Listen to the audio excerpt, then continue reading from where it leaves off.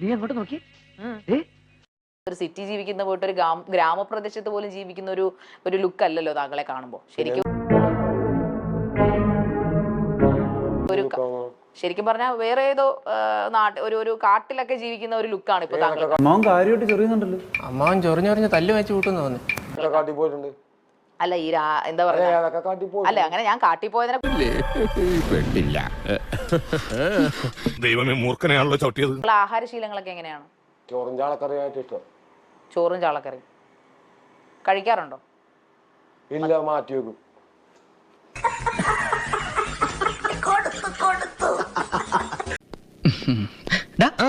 കിട്ടിയാ? ഇല്ല, ചോദിച്ചു വാങ്ങിച്ചു. പോവാ. എന്റെ അമ്മൂമ്മയുടെ ചോദ്യം. ഇങ്ങനെ എപ്പോഴും ഇങ്ങനെ നമ്മളൊരു പ്രോഗ്രാമിന് വന്നിരിക്കുമ്പോഴും നമ്മളിങ്ങനെ ഒരു ധാർഷ്ട്യത്തിലാണോ സംസാരിക്കുക? എപ്പോഴും ഒരു അഹങ്കാര ഭാവം ഉണ്ടോ? ആർട്ടിസ്റ്റുകൾക്ക് എപ്പോഴും വിനയമല്ലേ വേണ്ടത്?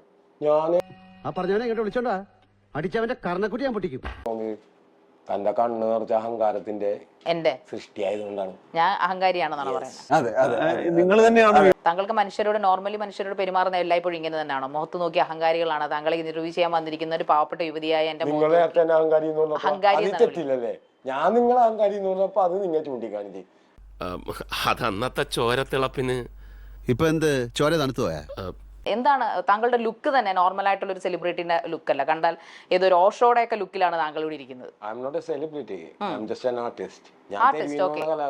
പക്ഷെ ഞങ്ങൾ ആർട്ടിസ്റ്റുകളെ സെലിബ്രിറ്റി എന്നാണ് സാധാരണ വിളിക്കുക. ആർട്ടിസ്റ്റ് വേണ്ട, അങ്ങനെ വിളിക്കണ്ട.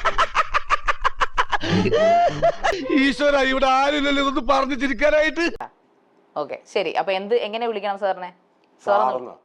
ഞാൻ തന്നെ സ്കൂളിൽ പോയിട്ടില്ല, പിന്നെ എന്നെ സാറത് എന്താണ് ചെയ്തത്? താങ്കളുടെ നാട്ടിലൊക്കെ ചെല്ലുമ്പോഴത്തേക്ക് പൊതുവെ കുട്ടികളൊക്കെ അടുത്ത് കൂടി സംസാരിക്കാൻ വരാറുണ്ടോ? അതോ ഒരു ആർട്ടിസ്റ്റ് എന്ന നിലയിൽ, അല്ലെങ്കിൽ സെലിബ്രിറ്റി അല്ലെന്ന് പറഞ്ഞല്ലോ, ഞാൻ ആർട്ടിസ്റ്റ് ആണെന്നാണല്ലോ. നിങ്ങളെ കാണുമ്പോ ആരും വരാറില്ല? എന്നെ കാണുമ്പോൾ ആൾക്കാർ വരാറുണ്ട്. ഓടിക്കോന്നും പറഞ്ഞു പോയിരിക്കുമല്ലേ?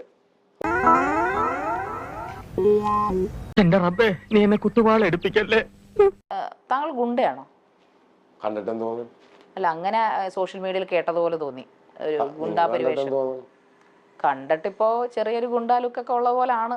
അപ്പൊ യേശു ക്രിസ്തു ഇപ്പൊ വന്നിരുന്ന നിങ്ങൾ പറയില്ല മുഴുകുണ്ടാണെന്ന്?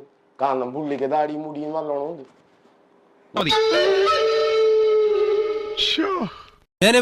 ഞാൻ പോകുന്നു. Bye bye.